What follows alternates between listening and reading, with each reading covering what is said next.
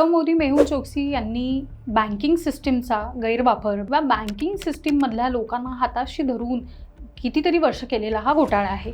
हा आला कसा बाहेर? 2018 जानेवारी असावं. नीरव मोदीच्या फर्ममधली 2 लोक पंजाब नॅशनल बँकेच्या मुंबई ब्रांचमध्ये गेली आणि तिथे त्यांनी सांगितलं की आम्हाला एक LOU म्हणजे लेटर ऑफ अंडरटेकिंग आम्हाला पाहिजे. म्हणजे मी समजा भारतातही बिझनेस करतेय आणि मी बाहेरही बिझनेस करतेय.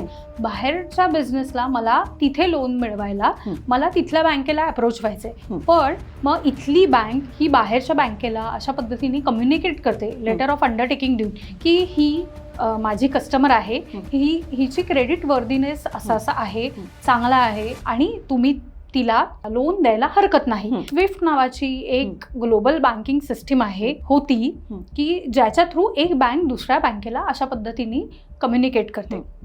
पंजाब नॅशनल बँकेमध्ये आलेली जी नवी माणसं होती त्यांनी सांगितलं की लेटर ऑफ अंडरटेकिंग हवं असेल तर तुमचं काहीतरी कोलॅटरल एखादं तारण तुम्ही द्यायला पाहिजे.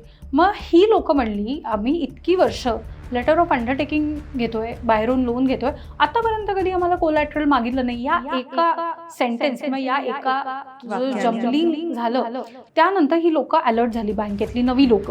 मग रेकॉर्ड्स बघितले तर मागचे कुठलेच लेटर ऑफ अंडरटेकिंग नव्हते. तेव्हा ते बाहेर यायला सुरुवात झाली.